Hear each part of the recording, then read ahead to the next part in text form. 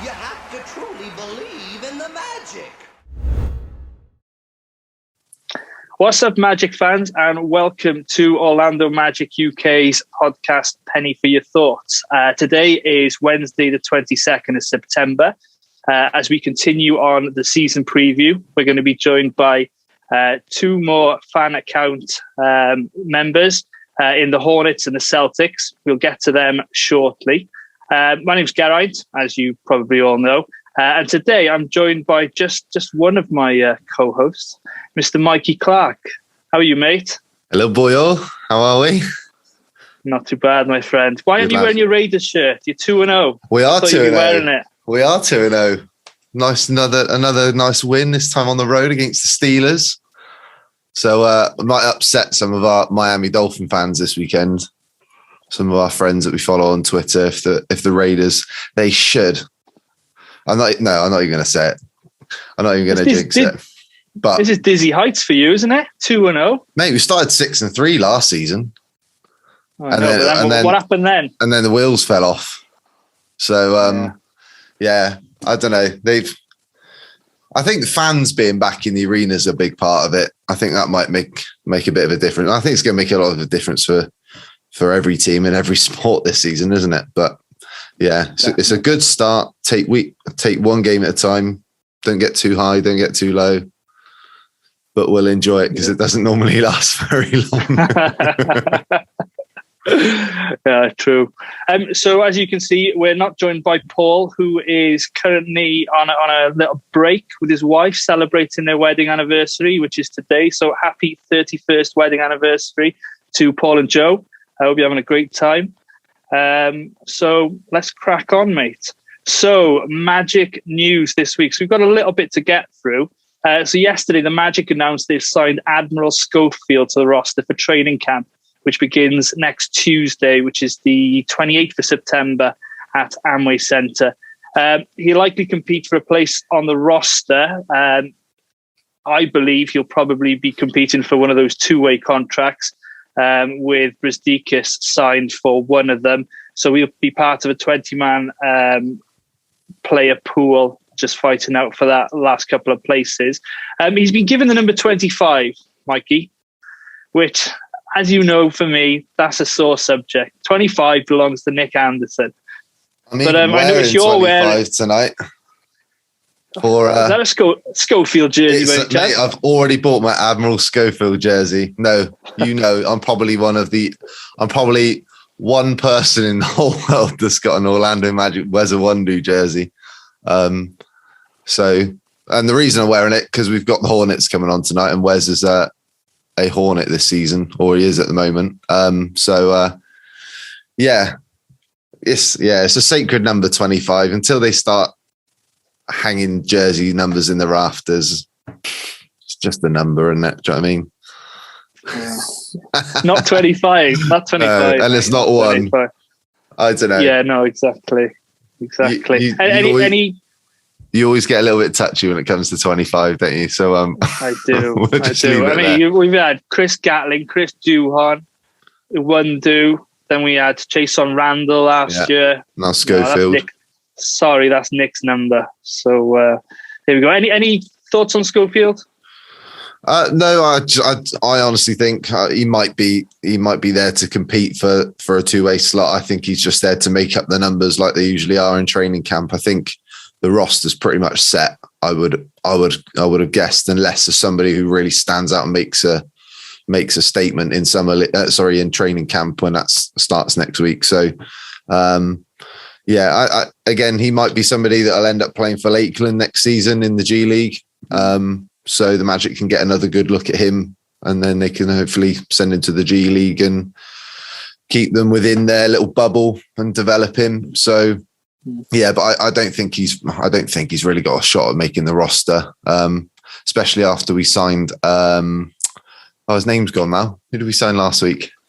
Etuan Moore, yeah, there we go. So I think when you're signing veterans like that to fill out those last couple of roster spots, and you're going to have MCW to come back when he's back from his injury.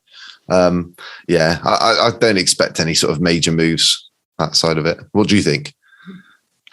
No, like I said, he's competing for a two-way slot. It's pretty much set, isn't it? So, making the numbers up, unfortunately, for him. But you never know. Never know. And the other thing when it comes to players being invited to training camp, one of them somebody might perform really well on a roster and a slot opens up on another team and they end up going and signing a deal with another team for the season. So they're not just competing for a spot with the Magic. They're competing. It's an interview almost, isn't it, in front of the entire league? So they've got to go out and perform regardless of whether they think they're going to make this roster or not. They might have a chance at ending up on another NBA roster. Yeah, true. So yesterday, Magic fan favourite, get your tissues ready, guys. Mr. JJ Reddick announced his retirement from the game of basketball, having played 15 seasons in the league.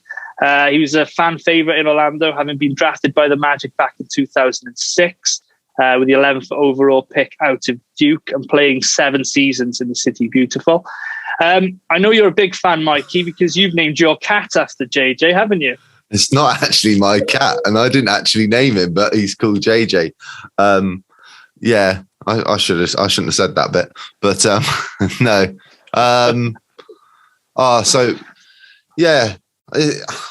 haven't even seen the video yet, so I haven't even watched the full. What was it, a 5-10 minute video? 6 minute clip. Yeah, no, I haven't even got around to watching it yet. But hey, he's had a great career. I think we would have all loved to have seen him maybe come back for one more season and finish his career with the Magic and maybe help some of these younger players.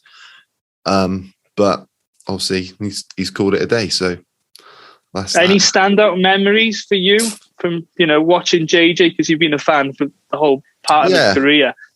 Yeah. Obviously he was part of the team that went to the finals. So he's always going to have a bit of a special bond with Orlando because of going that far with us. I can't really think of any of them honest off the top of my head. Well, it was the playoff series against Boston stands out for me when he was put in the lineup and he chased Ray Allen round. And I think he kept Ray Allen to about 20% field goal percentage in the series. And I think we beat them in 6 or 7. I can't remember now. 7. I think it was in 7, wasn't it? Because we beat them in Boston. So that's kind of topical for today's pod, I think. But I mean, JJ's been, like I said, a fan favourite, and we've rooted for him, even if he's, been on the Clippers, been on the Sixers, even, the Pelicans and the Mavericks the last 2 seasons. He's just one of those guys you just want to see do well. And we got the chance to see him, didn't we, in London playing for Philly. And of course, naturally, we wanted Philly to win that game. And myself, you, my wife and your wife, we all rocked up in Magic JJ Reddick jerseys, didn't we? Yeah. And that's when we met John Amici before the game at TGI, and he came out and said hello. It was a good night, wasn't it? It was. Yeah, we had a little JJ fan club going on for the London game. It was good times. Good times. We did. I can't remember who won that game. I think Philly went out, came out of the gates, but then lost it at the end, if I remember rightly. I was probably too drunk, let's be honest. We were getting through a few that night. And then I remember randomly drunk and hugging Philly fans in the middle of the O2. Right at the end, yeah. Right at the end. Yeah, there's some funny photos of there somewhere floating around on Twitter. We'll try and dig those photos up. Yeah, dig them up, mate. But going back to JJ, I think he's had a great career. He was obviously very well known coming out of Duke. He struggled early in his Magic career, didn't he? He wasn't really getting playing time. He was coming off the bench, and then he sort of established himself as more of a role player. And then obviously that the last year or so was probably wasn't the way we wanted it to finish, because we hit the reset button, didn't we? We traded Dwight, and he was one of the last vets left on the team that we ended up moving. So Yeah, and then he's bounced around. He was part of that really good Clippers team with DeAndre Jordan and Blake Griffin, Chris Paul, and they just never quite got over the hump, did they? So yeah, I think his frustration. I think some of it might have been, and again, I haven't watched his video. I think some of it might be his frustration of. I think he was in New Orleans one day and he wanted to go to Brooklyn, and then they ended up trading him to Dallas, even though they told him we'll move you where you want. And yeah, I think he got his fingers burnt a little bit, but hey, that's the NBA for you, isn't it? That's it. And maybe a Magic Hall of Famer. I think so. Yeah, down the line, I think there's probably going to be a few more people in front of him at the moment. Would you agree? But yeah, you got Jameer, Hedo. Yeah, Dennis Scott, Horace Grant. Yeah, but he's in that he's in that tier somewhere there, isn't he? So definitely. All right, moving on. So according to Adrian Wojnarowski, I can never say his name, Woj, 76ers player Ben Simmons will not report to the team for training camp next week and intends never to play for the franchise again. So that's been breaking the last sort of 24, 48 hours. Even though Simmons has got 4 years still left on his contract, there's been rumours circling that, trades may be coming. And the Magic have obviously been mentioned. You've seen it on Magic Twitter. So, Mikey, a player of his caliber becomes available. You go out and get him. I think you've got to think very long and hard about it. I mean, we've already had this conversation a little bit earlier on, haven't we, when we were discussing what we were going to talk about tonight before we get the guests on. But I think when somebody of Simmons' caliber, his age, with the 4 years left on his contract, I think he's not somebody that's going to come around every 5 minutes. Yes, he has his drawbacks. We all know his struggles from hitting the jump shot to his three to free throws. His performances in the playoffs as well. But he's a very, very good player, and I think people still forget that. I think they've got short memories when it comes to just highlighting last season's playoff performance. But yeah. There's got to be a path forward. I'm not sure that. Again, I think it's just rumours. I don't really believe any of it. If we are linked with Simmons, I just feel we've hit the reset button now. We said this earlier off air. Like I think if maybe Steve Clifford was still head coach, and we still had an established coaching staff with enough veterans on the team that we can put around Simmons so we can be competitive, then I think it makes more sense. And then you've still got assets available that, like one name I said earlier was, and I just picked it out of fresh air, was Bradley Beal. Could you pair Bradley Beal, re-sign Bradley Beal and stick him next to Ben Simmons? And then will we have enough cap space in 2 years' time to then go and add another free agent to that and make another three-headed monster in the East? But your point earlier, well, I'll let you make it in a second. But like you said, you've got to look at the landscape of the NBA and how the East looks at the moment. Is that pairing of, say, Simmons and Bradley Beal, is that going to stand out? Are we going to be good enough to compete in the East? Yeah, it doesn't fit the timeline, does it? Unfortunately, with Brooklyn being Brooklyn and having all that talent on that roster, you're going to expect them to be competing now the next 2, 3, 4 seasons, unfortunately. So you bring Simmons in, who's got a 4-year deal. And yeah, he's got his problems. He can't shoot. But he's, as you said, mate, he's super athletic. And he can get it done, especially on the defensive end. But if you're giving up a lot of assets, just say we had to deal, I don't know, Bamba, Ross, a couple of picks, and maybe a Cole Anthony or somebody, I don't know how much they'd want. They'd probably want the earth for him. Then, it's depleting ourselves of assets. So for me, it doesn't fit the timeline. So it's a hard pass. But I think if you trade him for somebody like Simmons, your timeline then vastly looks very different. Like if you're trading for Ben Simmons, you're saying to your fan base, right, we want to win as soon as possible. We're not waiting 5 years for these young players to develop and see who becomes somebody we can really truly build around, because you've gone and got that player. Is he of the caliber that's going to be a real game changer and be a top 10 player? That's what you've really got to weigh up, isn't it? But again, like I said, if you're trading for Ben Simmons, you've got to go, right, what's our next move? What's our next two moves? So we can put the best possible core around Ben Simmons and go from there. And any team's going to think the same, aren't they? Where do you think he's going to end up?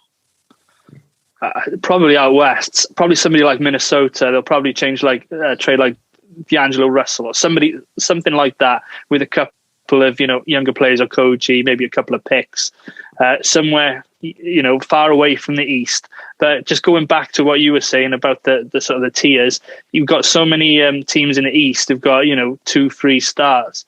So you've got the Bulls have reloaded. You've got, unfortunately, the Heat. The Celtics have got 2 in Tatum and Brown. So in Philly, you're going to get somebody back as well who will be decent to go with Embiid. So you've already got 4 or 5 teams there. I don't even mention the Bucks, the Hawks with Trae Young. Exactly. All they need is somebody else to come along with him. So that's about 5-6 teams who are already competing. And you got? Did you mention Chicago? You got? Yes, I mentioned Chicago. Oh, sorry, I didn't hear you there. You got the Hornets. I know they're not quite there yet, but I was looking through their roster, doing a bit of research before we're jumping on tonight. And they're starting to put a really nice group of young players together there now. Obviously, LaMelo Ball's the standout player, but they're another team that maybe 2 or 3 years might be in that next tier above, that will be pushing your Atlantas and trying to get into that top tier of the East. But they've obviously got extra moves and extra things they need to do. But yeah, like you said, the landscape doesn't look very promising. There's a lot of competition for those playoff spots at the moment. So yeah, I wouldn't necessarily say it's the timeline that doesn't work for us, because that depends on who you've got on your roster. But like I said, and the other thing we haven't talked about was we've also just changed our coach. We've now got a rookie head coach. So you don't necessarily want to bring somebody in like Simmons and go, right, we're going to try and win now and bring in some extra players to put around him, when you've got a head coach who's still trying to figure out what he wants to do. So yeah, we're not in the Ben Simmons race at all. That's just, it's nice to think about and dream about, and we can mess around. You can mess around on 2K22 and trade for him on my team and do all that sort of stuff. But yeah, it's not going to happen, is it? We're not in that tier. No. Right. Before we get our guests on, then, a quick plug for the Jalen Suggs jersey giveaway that we've been mentioning now for the last couple of weeks. So our friends over at Official NBA Store EU and Fanatics are giving away an Orlando Magic Jalen Suggs jersey to one lucky winner. So a couple of things that you need to do. You need to subscribe to our YouTube channel.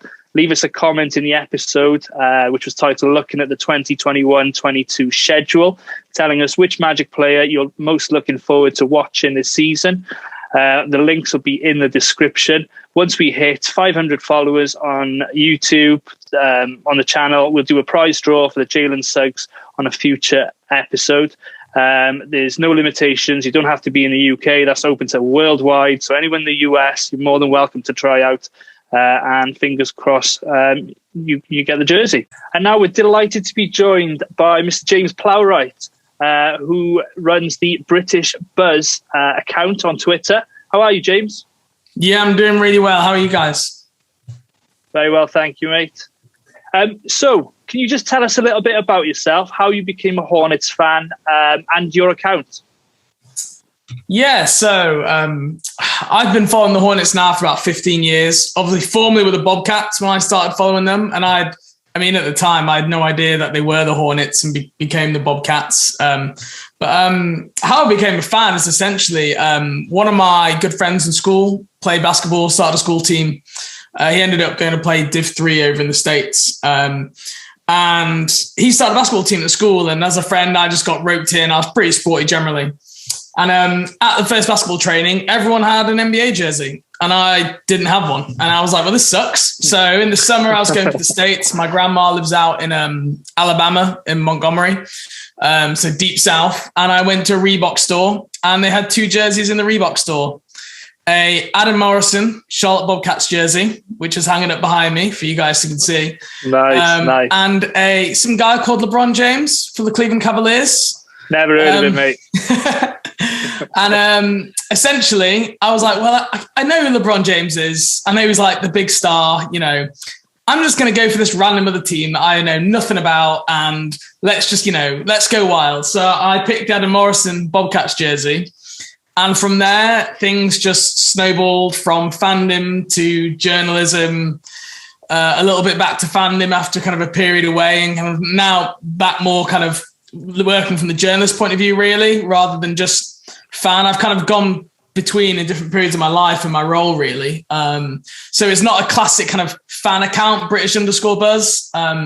It is very much more about kind of giving fair and honest analysis. And it's kind of been hard to be a fan account for the Charlotte franchise for the last 15 years because you can't really praise much of what they've done. The modern history is looking a bit different, but if you look at the achievements over the span, it's they took Miami to 7 games in the first round once. That's probably the best achievement of the last 15 years of my team. So, that's kind of my journey to Charlotte Hornets fandom. And have you seen the Hornets live? Yeah, so I actually traveled over in New Year's Day, the year before the pandemic shut everything down. I traveled over for the Hornets at Celtics at Hornets. It was actually Kemba Walker's homecoming game for his first time away, which we were already looking at going away for that period anyway. And I looked in the schedule and I was like, well, this is like stars aligning. So yeah, I mean, that was awesome. Obviously, Hornets got blown out by like 25 points. It wasn't a close game, but I mean, it was great. Like I linked with so many people in the States for 10 plus years and I got to meet some of them, people coming down saying hello to me, like during breaks in the game. The Hornets were really, really good. Like they kind of got me some behind the scenes access and I got to meet a bunch of the staff who, I've been reading and listening to their work for 10, 15 years. I got to go to the press conferences for the coaches and players. I got to see Kemba as well. So it was incredible once in a lifetime opportunity. Fantastic. Awesome. Good stuff. Can you tell us a little bit about what you do at the Hive, James? Yeah, so at the Hive, for those who don't know, is a SB Nation website for the Charlotte Hornets. I think the Orlando one is it Orlando Pinstripe? Is that the Pinstripe Post? Pinstripe Post. That was the one. Yeah. So just an offshoot of the SB Nation blog, and I write over there, and I also co-host the At the Hive live podcast, which I have co-host Chase Whitney, and we release kind of weekly podcast episodes. Pretty much about Charlotte Hornets and draft when that rolls around as well. So I started writing again after the pandemic, essentially, or during the pandemic, should I say, with more time on our hands like we all had. After kind of, I founded my own website years ago and I worked for a couple of different outlets in the States when I was at university. Then I started working and I had other responsibilities and I kind of stopped writing and just kind of went back to like I'll just watch kind of phase. But yeah, over the pandemic, I don't know, it just kind of the bug just came back to me and I was like, yeah, I want to dive right in. And because all the Hornets media availabilities went online, I was able to actually get access. So, going to the pre-game press conferences, going to media day, going to exit interviews with the GM, I was able to access all of that for the first time, which now I'm getting access to like primary content as it happens. It's not, I'm just watching the press conference a day later and regurgitating info that's already out there. And I got to ask my own questions. So that was kind of a real spur that I think is really kind of inspired me to keep writing this time, because I'm able to actually ask the questions that I want to ask, which is kind of giving me content to generate. So that's awesome, mate. Brilliant. Good stuff. So what we normally do to start off our like team previews, we want to know what the Hornets have done this offseason. So can you take us through it? And with what they've done, are you happy they're moving in the right direction? Yeah, so this offseason, I think the perception around the league was Charlotte need a center because their center rotation last year was Cody Zeller and Orlando Magic legend Bismack Biyombo. And they needed a center. And essentially, everyone thought going into the offseason, it's Rashawn Holmes from the Kings, who's a free agent, or it's bust, essentially. Like, it will be a failure of an offseason. And Charlotte kind of pivoted a different way. So they did answer the center question. They traded for Mason Plumlee, which I don't think a lot of people were thrilled. It's like a real sexy name, Mason Plumlee. Like, it's not going to be, changing the projection of the team, but it was a really solid pickup. And as part of that trade, they also drafted JT Thor as well. So, going into the offseason, that was the focus. They answered the center position, but also actually signed another free agent in Kelly Oubre, who is like a backup small forward. I mean, backup for the Charlotte Hornets. He started the last couple of years for both the Suns and for the Golden State Warriors as well. So kind of they were their two main like free agency additions. Kelly Oubre provides much needed defensive ability and also some depth behind Gordon Hayward, which if you don't know is pretty used to getting injured. So pretty essential, I think, to get a backup wing option that can step in if that were to happen again. So I think, by adding depth from the wing, adding a center, which I think is an upgrade on both of the previous options, that was good. And then in the draft, they really kind of took a lot of swings. They've got 4 draft picks on this team. So they've got James Bouknight, who was, I think, linked a lot to the Orlando Magic in the pre-draft process. So you guys probably will have watched some of that and heard about him. He slipped all the way down to 11. And essentially, the team had been planning to take Kai Jones at 11 for weeks. And all of a sudden, James Bouknight slid. And they ended up drafting him. And then they decided, well, actually, now Kai Jones is slipping. So they traded back into the first round with the Knicks to get Kai Jones. So now they've got 2 first-round picks, which, I mean, as a Charlotte Hornets fan, like the Charlotte franchise are generally pretty passive, especially under the Kupchak era. Like, they don't make a lot of aggressive trades. And to trade back into the first round for another first-round pick and to trade a conditional future first for that was quite a big move from a Charlotte point of view. And on top of that, so they got JT Thor and also drafted Scotty Lewis. So they've got 4 draft prospects on this team heading into next year. So they've made some free agency additions, but are definitely still valuing the draft as a team building process. And if you look at the Charlotte Hornets team now, it's made up of the majority of draft picks from over the last 3 years, essentially. Yeah. Me and G were talking just before we jumped on with you, and I said I'm really liking looking through the Hornets roster at the moment. They're starting to really put something together, aren't they? They're still a few years away, but you can start to see a bit of a core developing there, can't you? And you've added, I might be the only Magic fan to own a Wes Iwundu jersey, which I'm wearing for you right now. So that's a deep cut. That is a deep cut, bro. So yeah, so you've added. So do you think he's going to make? Is he definitely on the roster, or is he? Yeah, that's a good question. That's one of the hot lead. That's probably one I've just written an article for at the Hive, the 10 questions going into training camp. Yeah. One of the questions is essentially the Hornets have 16 guaranteed contracts on the roster at the moment. You can only have 15 spots in the NBA. So essentially someone's being traded or cut. And it's close. It's probably between like Wes Iwundu, Nick Richards, and Cody Martin. None of which have kind of shown in the last couple of years that they are, definite rotation players. It's probably between those 3. And I don't think the team know yet. I think it's going to be we'll go into training camp and we'll see who earns that last roster spot. So if I had to pick right now, I'd probably have Iwundu as my pick to maybe not make the roster. But essentially it just comes down to they acquired Iwundu in the Devontae Graham signing trade in New Orleans. And it comes down to, like, did they have to take on Iwundu for the trade to happen? Or did they ask for Iwundu to be included in the trade because they wanted him? And if it's the latter, then I think he's like guaranteed to make the roster because you don't trade for someone just to cut him. Exactly. But if it was like part of the deal, like, no, we're not giving you the first round pick, Charlotte, unless you take Iwundu, then I can see a potential that they're just going to cut him. But I mean, he's done like a preseason interview. He's been like working out at the Hornets facility. So it's not like he's on the roster in quotation marks and it's just like never actually going to report. He's there and he's going to give it a go. So I think it'll be interesting to see how it plays out in training camp. If he makes the roster, James, you will like him. He's he's a bit like Robbie Savage in that you can't fault his effort every night. Effort. And he's just in the offensive players' faces. He's got a good attitude, doesn't he?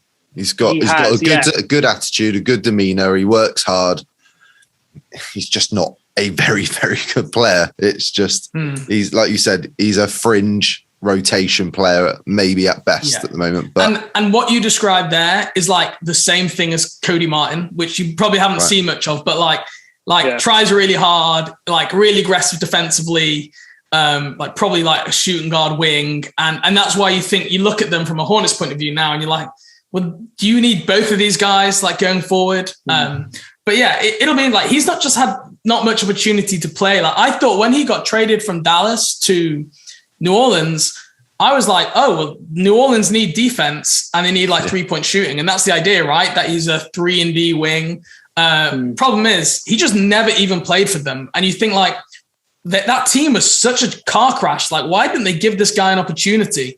Yeah. And that's like the red flag for me. Like they needed exactly what he offers in theory. So why aren't they playing him? So either that's a franchise failure or Wundu wasn't able to give them what kind of everyone thinks they needed. Yeah, exactly. Yeah. So what's your expectation, James, for the new season? Yeah, expectation. I look, last year, before all the injuries, and people probably won't know, the Charlotte Hornets were like decimated in the second half of the season. We were the 4th seed in the East after like 25 games, essentially. I don't think we would have ever finished 4th seed, but I think we would have been 5th or 6th. I think we would have been pretty comfortable. Then literally every single person got injured. LaMelo, Hayward, PJ, Bridges at some point or another. Going into this year, I think we will probably finish in and around where we were last year, if I'm being honest. Lost Devonta Gray, Malik Monk. I do think it's a better team, but I think the teams around us have got a lot better. Maybe not the Orlando Magic, but like the Chicago Bulls have upgraded. The Hawks really kind of took off. The Knicks have made some good moves this offseason as well. So I think the teams around have probably pushed their chips in terms of being good this year. And Charlotte this offseason really kind of the focus was about, we want to get better, but we also want to stay flexible, like not have loads of money committed. I mean, you flash back 3 years ago, we had Marvin Williams, Nick Batum, Michael Kidd-Gilchrist, Cody Zeller, all earning between like 15 and 25 million. And the team just couldn't do anything. They couldn't change. And that core just played together and was pretty uneventful for like 4 years in a row.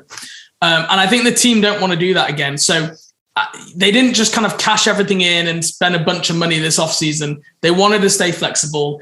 I don't think there's like this is the playoff season yet.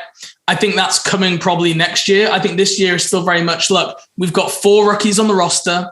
It's not like they've been trading away their first round picks for vets. They're still focusing on player development. That's going to be the lifeblood of the organization, as Coach Borrego always says. So I still very much think it's going to be a player development year. Obviously, there's veterans who like Terry Rozier and Gordon Hayward, but I think the team feel they need those guys to try and help bring along the others. The whole have everyone under the age of 23 years old thing can lead to some dangerous areas, I think, in the NBA in terms of development and lack of leadership.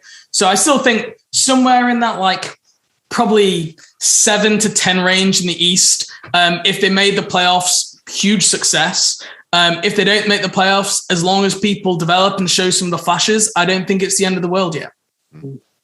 You can kind of just listening to James talk about the Hornets, you can see a path forward for the Magic as well. It's very much similar of you draft a core of young players, focus on development, and that tends to be your focus for a few years. And then you obviously get your hands on somebody like LaMelo who takes that up to the next level, doesn't he? If he can stay healthy this year, it's going to be massive for you.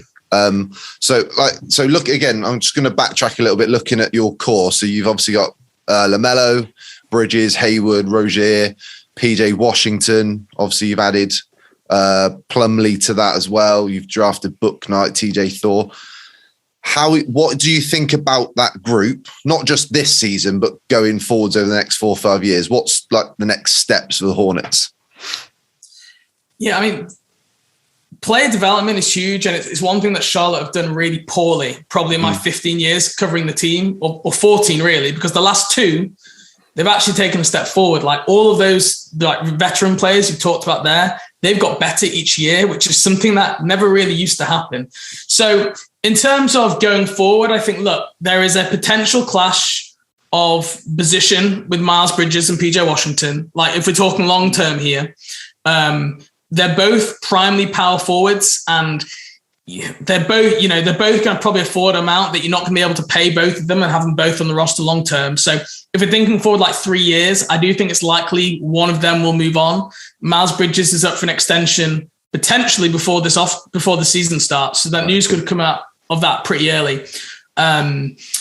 I think, Terry Rozier is very much emerged as the leader of the team. They just signed him to an extension this offseason, which I think was a really good move because, I mean, a lot of people thought it was a lot of money, but going into next offseason, he was probably the second best free agent after like Zach LaVine of all free agents 6 years. So he was going to get paid by someone.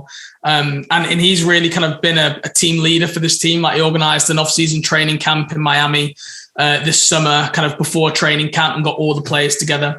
So I'm pretty positive. Like this is the most positive I've been about a Charlotte team in a long time. And it's strange because I have to catch myself because normally I just look at things being glass half empty. Like, someone's going to suck and someone's not going to play. And like LaMelo Ball, like you said, is the chef who just makes everything else work. Like without LaMelo Ball, this is just another team which is like, yeah, there's some nice pieces, but like, where's your star? Where's your all-star? How, no one's ever going to go play with like a Miles Bridges, PJ Washington, Terry Rozier led team.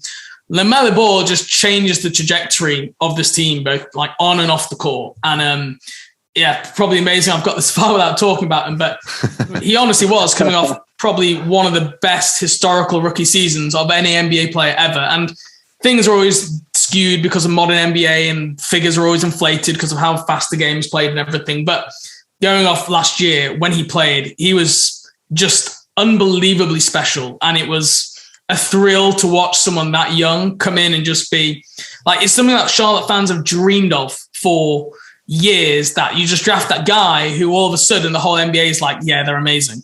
And they've never had that. Even Kemba Walker was like a slow burner. He wasn't like a year one, oh, he's your franchise guy. It took him a while. Charlotte have never had this before. And it's really exciting because I think they've got the right development environment that hopefully he's going to be able to take steps in the right direction. Cool. Yeah, I think you're going back to like Glenn Rice, Alonzo Mourning or something, aren't you? Since you've had that much of it, much excitement. But, there we go. James Borrego, a name we know quite well, Mikey, has been at the helm now for a number of seasons. How do you rate the job he's done in Charlotte the last couple of years, mate? Yeah, I think JB has been a huge part of this. I mean, similarly enough, Steve Clifford very well, which is the Charlotte Hornets case before. So we basically just swapped, right? We did. Steve Clifford brought this franchise a long way from like being professional and respectable in the players' approach, which I think was needed, quite frankly, especially after our previous coaching staff. What James Borrego's done really well is he's not just a coach. Like he's brought the San Antonio system, which I know is a cliche, but what I've asked him about this before, and what he means by that is it's not just looking at player development as like skill development. It is everything from like their sleeping patterns. How good are they at kind of rehabbing and stretching out? Like how their wider interests in politics and other wider things. Like how can we get them to not just do S&C, but understand why that's important and get them to buy into the process? And he's really kind of almost acted as like a performance director, linking in all these different departments to create what you call like a holistic performance team. So it's not just like the players view the different departments, like there's training over here and the physios over there. It's all connected, and that has really helped create that development environment. And they brought, a couple of coaches. I think Jay Hernandez, was he with the Magic as well at the time? Yeah, he's over as like the player development guru guy for Borrego. And they've just been fantastic with the way that they use the G League team. I know it wasn't so good last year, but before that, like Devontae Graham, Jalen McDaniels, Cody Martin have logged heavy G League minutes, and then they've come back and done well for the team. So in terms of like developing young talent, he's done it better than any coach in Charlotte Hornets history. Honestly, like the track record he has of people getting better year to year. You look at our previous draft picks, Frank Kaminsky, Cody Zeller, Michael Kidd-Gilchrist, Raymond Felton, DJ Augustin. I mean, like Bismack Biyombo, Kemba Walker's the outlier, right? Kemba, came from late lottery to all-star, all-NBA third-team player. Incredible. But out of all those picks, like he is the only one. The rest of them have like literally dropped out of the NBA. Noah Vonleh, there's another one. And at some point you think, the Charlotte Hornets scout's just terrible. I don't think so. Like a lot of other teams would have taken those same players the pick before or after. Do you think some of it changed when Kupchak took over? I do. Yeah, I think him and Borrego have created a system to develop players. And, you see it in football. Like there are certain academies in the UK that develop players well. Southampton academies, well-renowned. West Ham Academy is another big one. And then there are certain clubs that just... Yeah, Man City.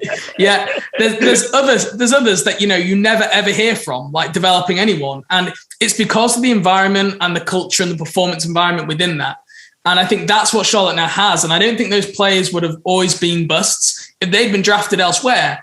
They could have had success, but it's the environment put around them now, which I think is enabling them to have success. Yeah. So what's a successful season this year for the Hornets? Because it's been, 5-6 years since you last made the playoffs? I don't even count now. Do you not? Look, if they made the playoffs and not just play in, but actual playoffs, that would be a huge step. They should have been playoffs this last year. They would have been if it wasn't for injuries. Like it's just a fact, essentially. But like I said, the other teams have got better. So you never know how the luck's going to go depending on who gets injured again. But if they can make the playoffs, huge success. Even if they scrape in as the 8th seed, that would be a step forward for me. Awesome. Good stuff. So are you up for a bit of trivia, James? We do Always. This with all of our guests. I love trivia. Yeah. I'm not very good, but I enjoy it. So let's do it. Excellent. Right. So I don't know if you've heard our podcast before, but we basically play a little game of Who's That Journeyman? So essentially all I'm going to do is I'm going to list off the teams said player has played for in order. If you're really struggling, I can give you the years. So I'll list the teams off first. And then if you want the years, I can give you them. And then all you got to do is tell me who that player is. The link here is they've played for the Hornets and the Magic at some point. Okay. All right. Okay, so there's one each for you. So I'll let you go first, seeing as you're the guest. Then we'll go to Mikey, and then I've got a tricky one at the end. The one I've been down a rabbit hole for Mikey. So, James, first team was the Charlotte Hornets. They moved to play for the Indiana Pacers. Then they played for the Toronto Raptors. Then the Chicago Bulls. Then the Detroit Pistons. There's a long list here. I'm not going to lie. There's 10 teams. After the Pistons was the OKC Thunder. Then the Denver Nuggets, followed by the Orlando Magic.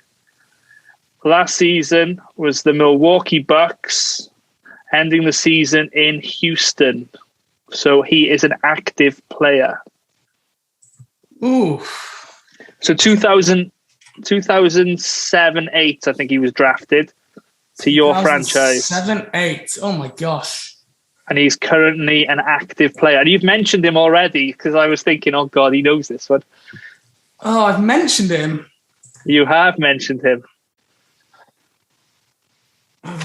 2008. A little bit of a Magic legend. If Paul was here, Paul would be all over this, wouldn't he? He's Paul's favourite player. Oh, I'm really struggling here now. Actually, wait. Oh, I think I got it. DJ Augustin. Yeah. Yeah. Well, yeah, I got it. Yeah.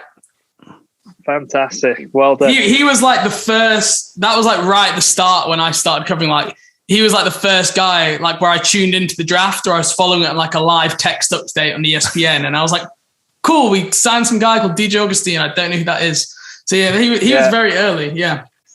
I was just reading the teams off there, and I said Charlotte Hornets, didn't I? And I was thinking it was Charlotte Bobcats. Yeah, it was. Called a little white lie there. There we go. No, that makes sense. Yeah. No, he's got around. Like He's certainly going. He had some good time in Orlando, though. He did pretty well as a kind of spot starter. So he struggled the first year or two, and then that first playoff trip in 2019. That's when he really come into his own. Then, come on then, G. Come on then. Right, you ready? Right, he was drafted by the Philadelphia 76ers, moved to the Milwaukee Bucks, followed by the Chicago Bulls. He then went to James's franchise, the Charlotte Hornets. He went to the Houston Rockets and then the Orlando Magic.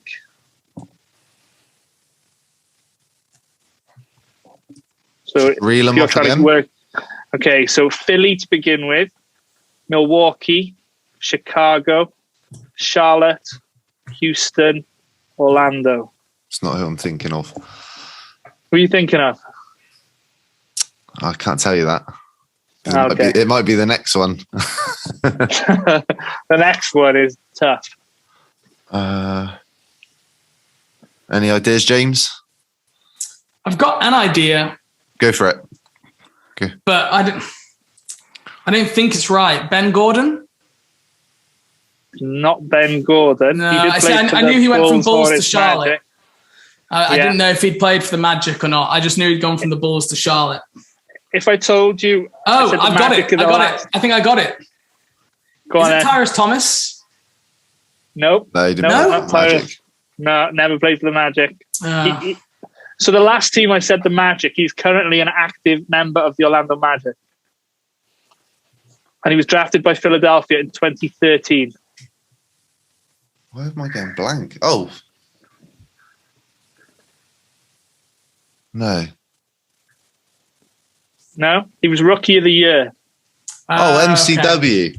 Yeah. Yeah. That's quite an easy one. It was the Bucks that threw me out. It was the Bucks that threw me out. Yeah. Oh, well, we did this trivia, I think it was last week, and there was an MCW one in there somewhere, and it got me stumped when we said number 7, didn't we? But it didn't make the cut because we had problems with the with our supplier at that time. But there we go. Right, so this one, well, whatever they're called. Riverside. Anyway, so the last one, so this is going back a bit, okay? But you would have both been fans when said player was playing.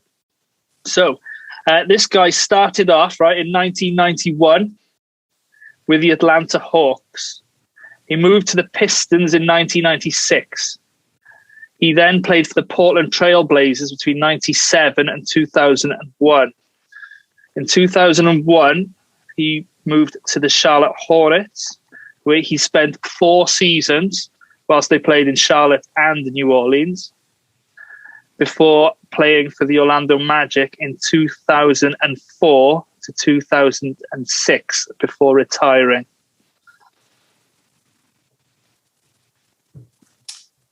Ooh. I'll give you a bit of a clue. I think he was a bit of a defensive specialist. A wing.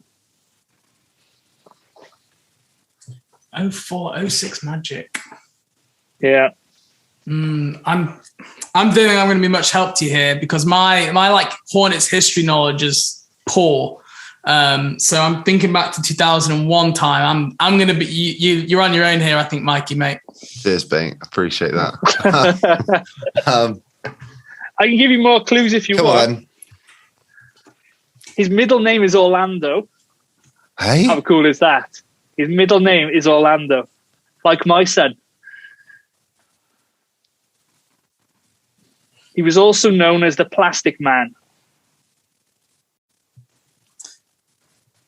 No. It's a lot of silence from both of us here. Yeah, we're struggling. Listen. I think he wore number 2.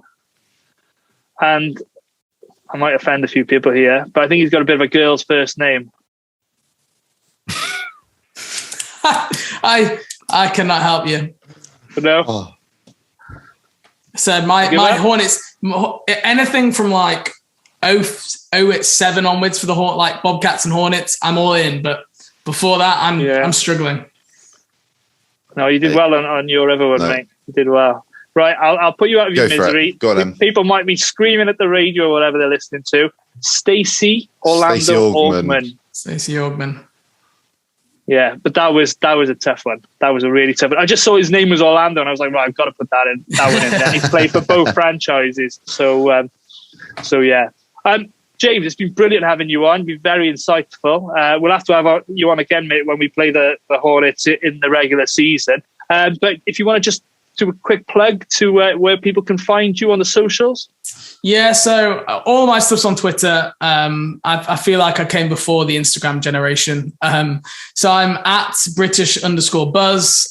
You can find any Hornets musings there. Also do a lot of draft stuff around draft time, which I think could be pretty relevant for Orlando fans for the next couple of years, I think. So do a lot of rankings and podcasts on that and stuff. So we're following kind of around draft time. And then also find my work on atthehive.com. And if for whatever reason your fans want to stumble onto some Charlotte Hornets podcast, if you search for At The Hive Live on your podcast feed, you'll find me in there. We're just coming back after a bit of an off-season break next week, actually. So yeah, looking forward to getting back doing my own podcast as well. But no, thanks for having me on, guys. That was really fun. And looking forward to seeing the Orlando team this year. I feel like we've not seen half of the roster for a number because of injuries. Looking forward to seeing them. Looking forward to seeing Suggs and Wagner as well. It's gonna be. Look, I as a Charlotte fan who's had to watch many a rebuilding team.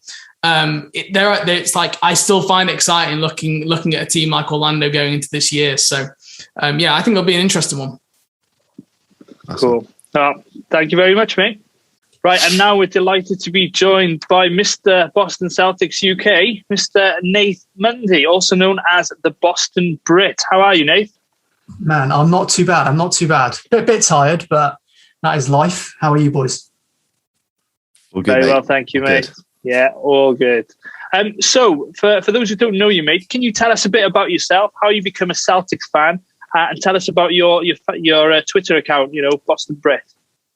Yeah, so basically, so we were in school. So this is year 8, year 9. And my mate always used to go on holiday to the most luxurious places. And one year he went over to America. He started on the West Coast and then worked his way back with his family. And whenever either one of us used to go on holiday, we always used to bring back a present for each other. So at that time, remember the times we used to have the Motorola Razr phone? Oh, that awful sliding phone. Yeah, terrible. So he had one of those, and he ended up at a Boston Celtics game. They travelled obviously from west to east, and they watched various sports along the way. And he ended up recording some bits and bobs. And then when he came back, he brought me back a hat, which I should have actually got for the podcast. Actually, it's in the house somewhere. I've still got it. This was from now, and that was like 2005, 2006, around that time. And yeah, he came back, showed me some really pixelated, shocking videos. And obviously, when you're at school, you kind of follow what your mates do, essentially, don't you? So he started then following them, and then I started following them, and then he kind of like teetered off and stuck to just watching football, and I kind of from then on just continued just to progressively watch a little bit more and more and get into it more and more. Yeah. Oh no, wicked. But you mentioned football there. You're of course a Cardiff City fan. I forgot to mention that in the intro. So it's nice to have two Cardiff fans on the same podcast, Mikey. Mikey's got a big only grin two on in the his face country, there. No, I love it. Love Cardiff. It's where I met my fiance as well. So I mean, Cardiff's a very special place, and seen a couple of promotions there too. So always love it. Yeah, good man. Well, next time you're down, let me know and we'll go for a beer, mate. Definitely. We'll go watch a game. Absolutely. So Nate, Mikey, take us through the Celtics off season then. So what have they done in terms of moves that they've made in the draft and trades and stuff like that? Have they done anything of significance that have moved the needle? And are you happy with what they've done?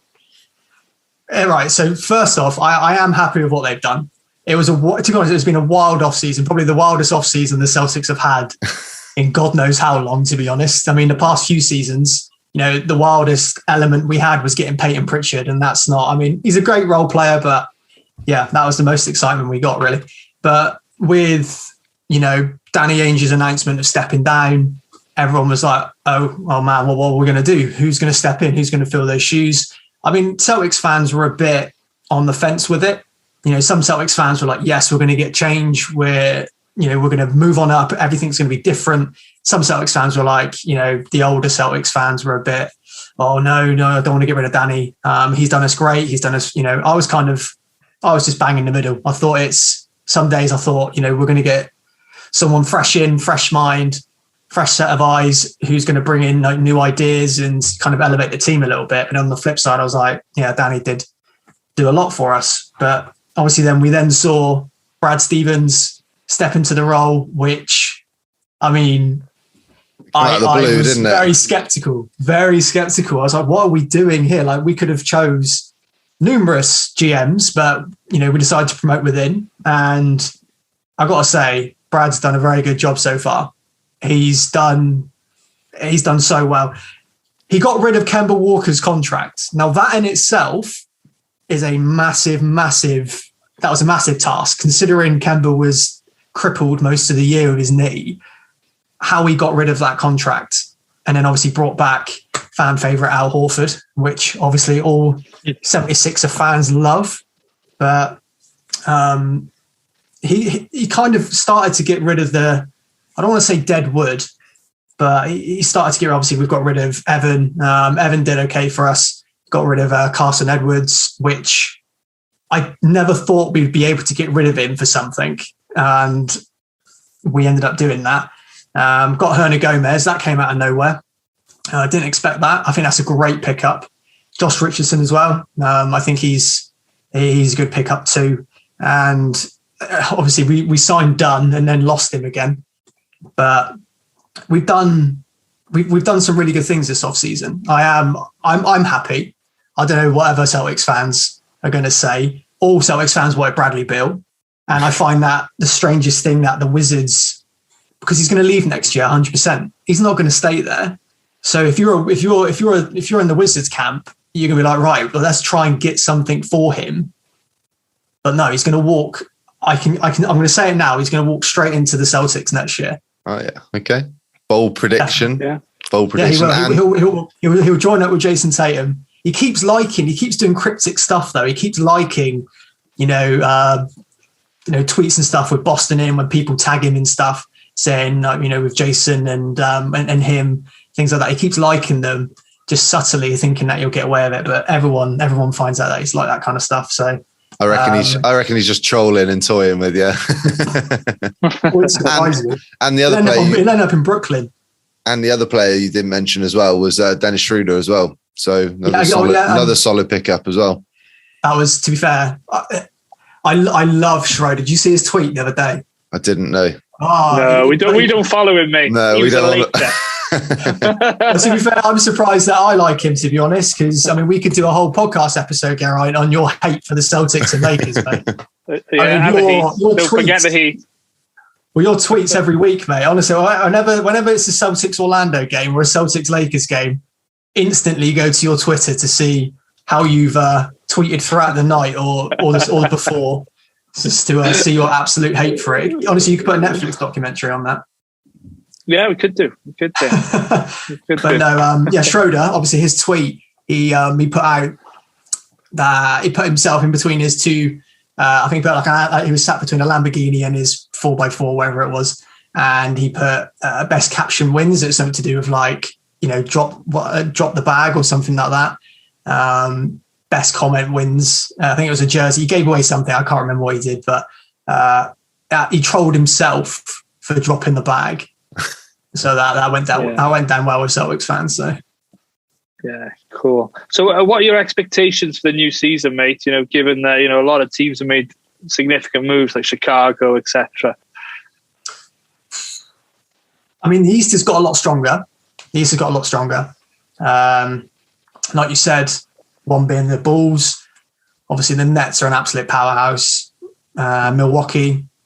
I think the only thing that frustrates me about Milwaukee is Jeff Teague won a chip. Jeff Teague won a chip. That is the worst championship winner. I was so glad when we got rid of him. Now he's a champion. Absolutely ludicrous. But no, I think the East is going to be a lot harder. I'd want to place the Celtics I'd like to say fifth. Realistically, because you're going to have, like I said, you've got Milwaukee, you've got Brooklyn, you've got Chicago going to be up there in the mix. Atlanta, I'm going to be in Miami. See, I don't rate Miami, but everyone does. So I don't think Miami's going to be a problem, but they are going to be up there as well. I think, like I said, the East has just got a whole lot better.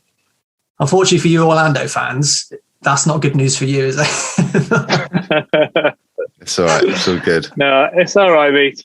We've hit the reset button. Rebuild. How close do you think the Celtics are from getting back up into that upper echelon in the East of competing with Brooklyn and Milwaukee? Well, it's going to be hard to compete with Brooklyn for a while because you look at it, KD, Harden, Kyrie. Unless you're bringing in a few more superstars. Obviously, we've got Jason Tatum, and absolutely love Jason Tatum. I think every Celtics fan does, and I think he's got an incredibly high ceiling, and I just hope he maintains that. Jaylen Brown as well. I'm glad we kept him because there was obviously always talks with him and moving on. And you mentioned Bradley Beal, didn't you? So if you added Bradley Beal to the mix, do you think that's enough to put you up in that next tier up? Yeah, I think so. I think with Bradley Beal, if we were to go, like I said, with fifth at the moment, I would put us around fifth. I'd say that would probably bump us up to. I think that'll bump us up above. I'd like to say bump us up above Milwaukee, and I'd like to say that'll bump us up above Philadelphia as well. So obviously Philadelphia have just lost Simmons. Loads of talk with Simmons going on at the moment. Loads of like Celtics talk as well in terms of trying to get him. And I was just like, well, the Philadelphia 76ers, if we were to get Simmons, never going to happen. I don't realistically for a player like that, if he was to come in, if you had a core of, I'm just thinking out loud here, Tatum, Brown, Simmons, just defense for Simmons. No way in hell are we letting him have the ball for shooting, but or free throws. So we've just got to make sure he doesn't have the ball in the dying seconds of games. But I think if we could get that kind of caliber of, we've always lacked defense for the past 3 or 4 years. We've always lacked someone who has kind of brought that. The only person that's brought that defense is Marcus Smart, and obviously we've re-signed him to a 4-year, £77 million deal. And I think most Celtics fans were super happy about that because there was loads of rumours about Brad and Marcus's relationship being a bit rocky, but it's worked out well for us. And obviously Robert Williams as well. I think he's going to be, if he can keep out of the injury, keep his injury plagues down, he'll be a great centre in the NBA as well. And obviously he's got Al Horford to learn off now. So, but going back to your question, if we get Bradley Beal, it will take us up that extra level, I think. And how worried were you? Because there was some strong rumours around the trade deadline last year that Marcus Smart was going to Orlando in a deal. And Garrett was a bit like, no, I don't want him. I don't want him on the Magic. Why would you not want him? I agree with Nathan. No. I agree with him. He's a dog. He's a dog. I don't know. I've never liked him. He's just one of those guys, that you just don't like. He's one of those players. He's one of those players that if you had him on your team, you'll like Robbie Savage. 100%. I've mentioned this already on the podcast. Yeah. Robbie Savage, Yeah. So that's what I mean. You would love to have, because he's an absolute animal. Like he's been kind of at the moment where you see his tweet. Obviously, you haven't seen his tweet because you're Orlando fans, but he tweeted the other day, it doesn't take much to play good defense, and it got so much hate. But arguably, it's just like it doesn't. It just takes a bit of heart and a bit of determination and willingness. That's about it, really. So, but yeah, we were so glad Marcus didn't move anywhere. So we were nervous. I don't know, what was the deal? What was the deal going to be again? I can't remember. There was rumours it was It was Fournier, wasn't it? Fournier was part of, no, I think Fournier was part of, I genuinely can't remember what it was now. Was it AG and Fournier? You were after AG before he got dealt to Denver. I think there was a pick. There was a couple of pick. We wanted like 2 first-round picks or something. It was something stupid as well. We wanted something stupid from you. We're not falling for Danny Ainge's nonsense. I'm not sure it was ever really on the cards, but it did seem quite a strong rumor. So you obviously picked up Ime Udoka. I've said that right, haven't I? You have. What are you expecting from him as your new head coach this year? So the one thing that he emphasised on one of his first press conferences was team ball. Now, like I said, you guys are never going to go back and watch any Celtics games, but for any Celtics fans listening to an Orlando Magic podcast, we'll watch 4, mate, a season. Okay, well, those 4. If you watch those 4, even though we've got a 6-win streak on you at the moment, we won't talk about that. But he he said that if you look at the team ball that we were playing last year, everything was running through Jason Tatum. Now, I don't expect that to change so much, but Imi's philosophy is team basketball. So we can expect the ball to be moved around a lot more, creating more open looks, not taking stupid shots, which we were having to last year because we had no creativity. So that's kind of what I expect this year. Every Celtics fan should be expecting, quicker offense, stronger defense, and just quick basketball, just quick transition. Because that's kind of what he's all about, really. And obviously he's learned from the best in Greg Popovich. So you can't, I think we're all excited to see what he can do. Cool. So you've had the pleasure of appearing on the Celtics pregame show with Brian Scalabrine. And you've obviously met the team in London when they were over for the games. Mike and I spoke about that a bit earlier because we were all wearing JJ Reddick jerseys for the Philly. You were playing Philly, weren't you? When we were supporting we were supporting JJ in Philly. So tell us, what was the experience like for you to appear on the show with Scal and your interactions with the team? So I'll start with meeting the team first because that's how it all kind of started. So when I came over to London, so me and my fiance, we'd already stayed in that hotel. So I knew what hotel they were in when they all started posting. So I thought, you know what, I'll go down there the next day, see if I can get Kyrie to sign my jersey. And, Stalker. see if we can go down there and see if I can meet some of the guys. So I went down there and just stood outside and met Scal because he was stood outside calling my Kyrie jersey a fake like he does because he's an absolute nutter. And then the guys started to come out, started to meet and started to talk to them. And then I met one of, I'm really good friends with him now, but he's moved on from the Celtics. He works for the Houston Astros in baseball, but his name's Alex Herco. He used to do like the videography and photography for the team. And he said to me, look, would you be interested in being interviewed? And I was like, yeah, absolutely. That'd be cool. So got to go in there on the way into the hotel. Obviously met Kyrie and got to shake his hand and met a couple of other players walking past, etc. And they did a piece on me and they called it the Foreign Fanatic, I think it was called. And they posted it all over their social channels and Celtics.com and things. And they said, look, if you ever come over to Boston, let us know and we'll kind of sort you out kind of thing. So I went over there and got to sit courtside for the last game of the season against the Brooklyn Nets. This is when the Nets were terrible though, but still got floor seats and got to stand. The good old days, eh? Yeah, definitely. And I got to stand on the court and things and got to interact with people. I mean, the whole organization's, as much as you hate them, Geraint, they're an awesome organization. They really are. They fair play if they look after you, mate. And then obviously with the TV stuff, live TV is no joke. I will tell you that. Live TV is no joke. I was sweating. I had a hoodie on and I dared to take it off because the sweat patches would have been absolutely disgusting. I was so nervous. And it's weird. It's a weird sensation because they sit you down and put the microphone on. You can hear so many people talking in your head. And they're like, right, we're going to go live in 5, blah, blah, blah. And I just sat there and I just stared at the woman and I was just like, what do I do? What do I look? Kind of thing. And then as it started, it felt natural, felt really weird. It's like talking to like you would talk to your mates. But But then afterwards, I asked, how many people would watch this, and when she said it was, hundreds and thousands of people, that's when I was like, right, well, lucky you didn't tell me that before, because I would have absolutely dropped a clanger in my boxers. That's 100%. But no, it was awesome. It was really, really good. And hopefully when I go back over there for KG's jersey retirement, I'll get to have a chat with KG. Fingers crossed, mate. That'd be quality. So just going back to this season and to wrap up then. So what's a successful season for Boston this year? A successful season for Boston. Definitely make the playoffs.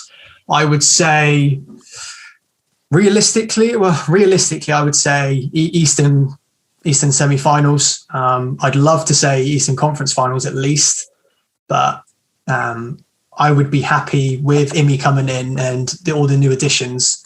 I'd be happy with conference semis. Excellent. Cool. Probably the most realistic Celtics fan you're going to talk to be honest, because everyone's going to say we're going to win the chip.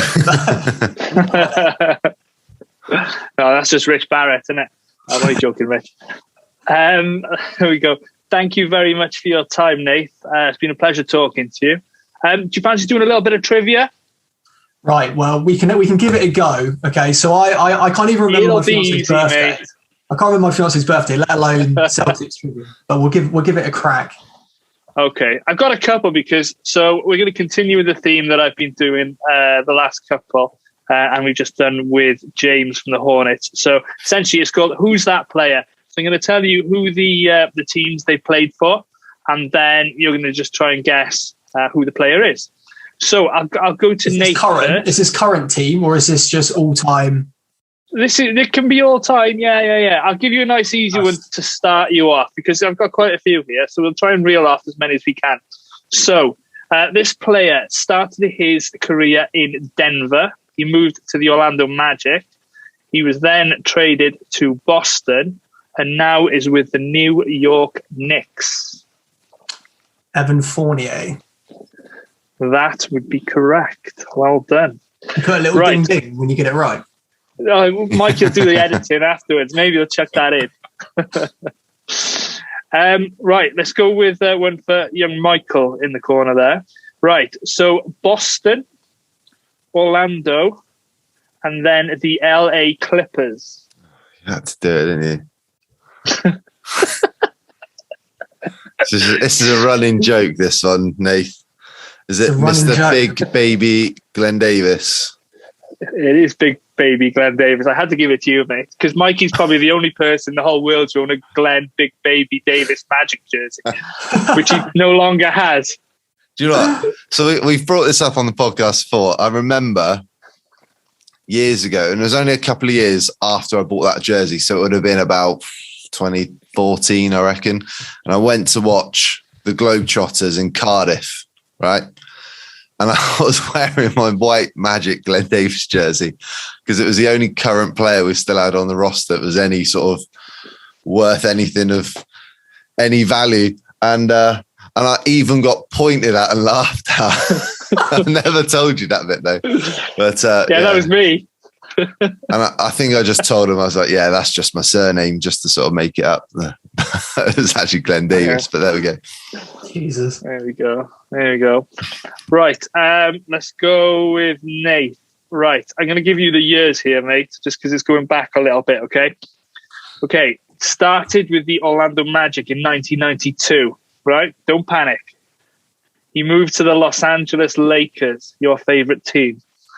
He then played for the Miami Heat, followed by the Phoenix Suns, then the Cleveland Cavaliers, before finishing his career with Boston in 2011. So go through those teams quickly again.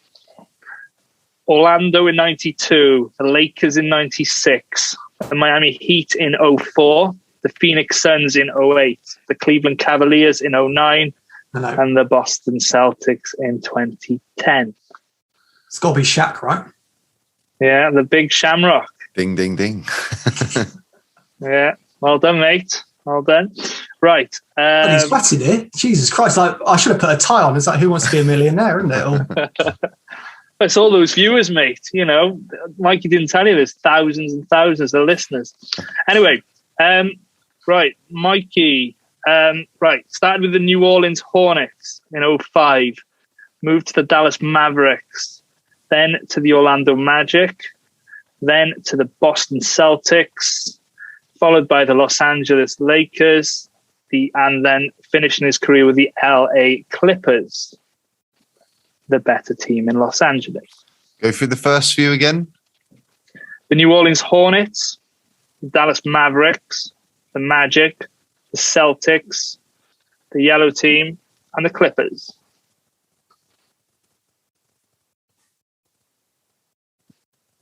Do you want a clue? Yeah, go on then. He may have been traded with a player that we mentioned earlier in your first part of the quiz. The first part of the quiz. Yeah, so what was your answer? Glenn Davis. Who was Glenn Davis traded for?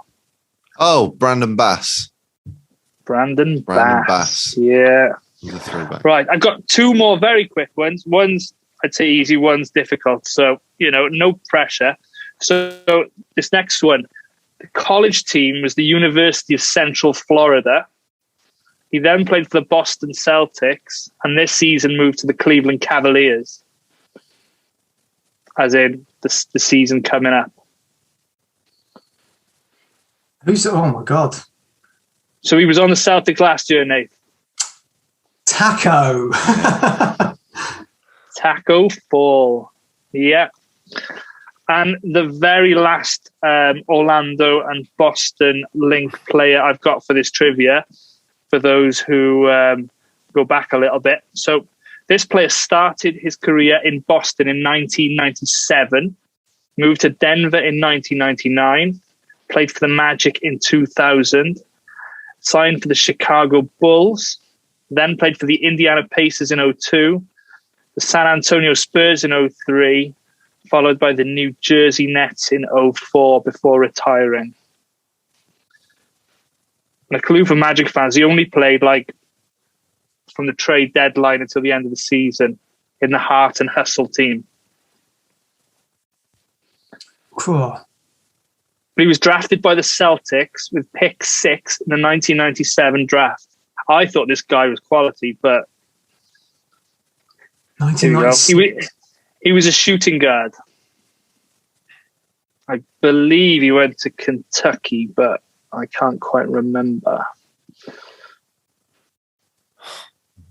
People are shouting out the answer, guys.